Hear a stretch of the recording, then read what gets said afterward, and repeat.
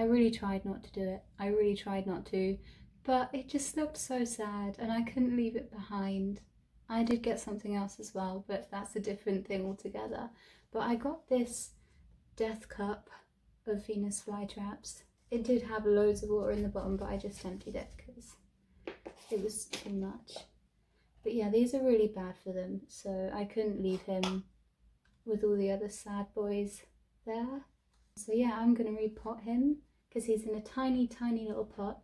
If I grab Vlad, this is Vlad. He caught a fly and ate it, and he's done with it now, but they don't actually consume the bodies, so I guess that's gross, but yeah, success for him. But that's how big Vlad is compared to this tiny little guy who's stuck in the death cup. So I'm going to repot the death cup, and then hopefully one day he'll be as big and beautiful as Vlad. The first thing I need to do is get him out of the cup, which might be tricky. I might just cut him out of the cup, so I don't want to accidentally set any of the traps off. Oh, there we go. So all I've got in front of me is a bowl of this carnivorous soil mix because they need really low nutrient soil. That's why they eat flies and other insects, because it's like supplementing the nutrients that they don't get from the soil. So they grow in really poor soil in bogs in North and South Carolina only. Yeah, and they're actually endangered in the wild as well, so they're really special plants. I just filled up the pot and added a little bit more so that it'll fill the pot properly. It's a lot deeper than this one because they get really deep roots, but I didn't want it to be too wide, so I think this will be a good size for him. We shall see. I've got some distilled water and some little shears as well. So I'm just going to pre-moisten the soil. It kind of feels nasty, but kind of good at the same time, like making slime.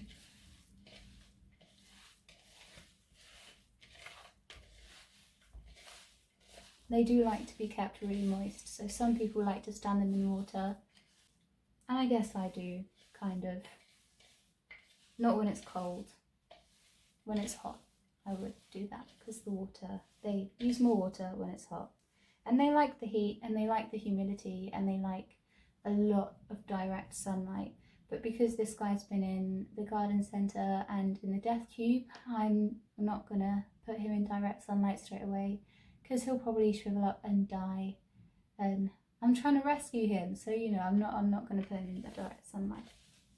I'll leave him like with the other more tropical plants until he adjusts. Give him like a week, and then I'll slowly give him like more direct sunlight so he can adjust to that as well, and hopefully not lose too many leaves whilst acclimatizing.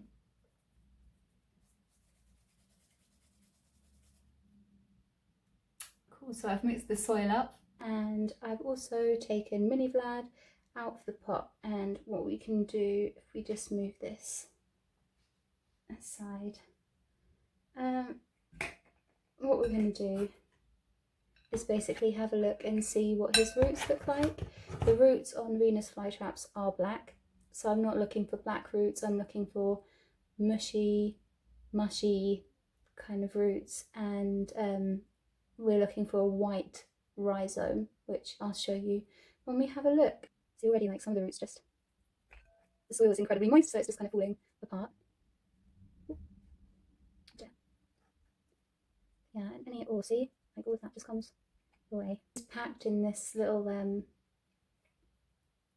like a mesh ball thing.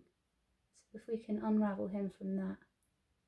Don't worry about setting off any of the traps either, because they will just reopen again when they figure out that they haven't actually caught anything.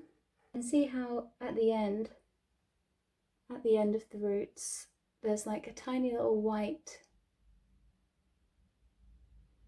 dot That means they're alive and they're growing, so that's good.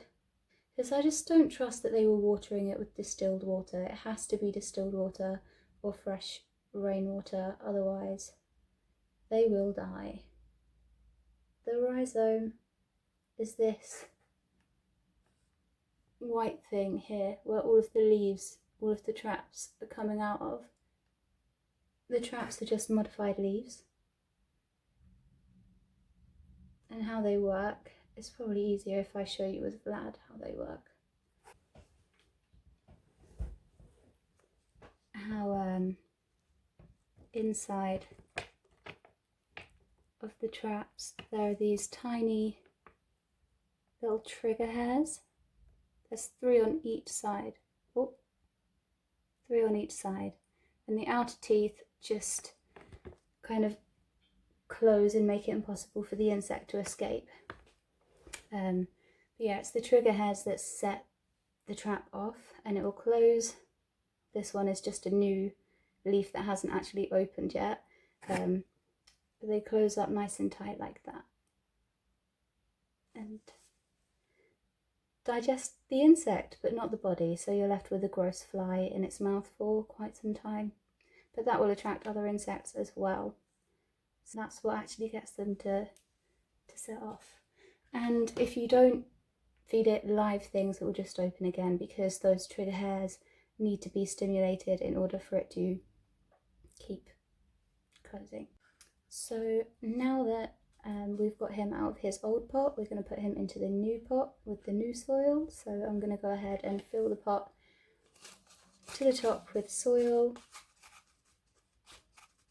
and just like kind of gently pack it down. Not too much, but it does have to be a little bit compact.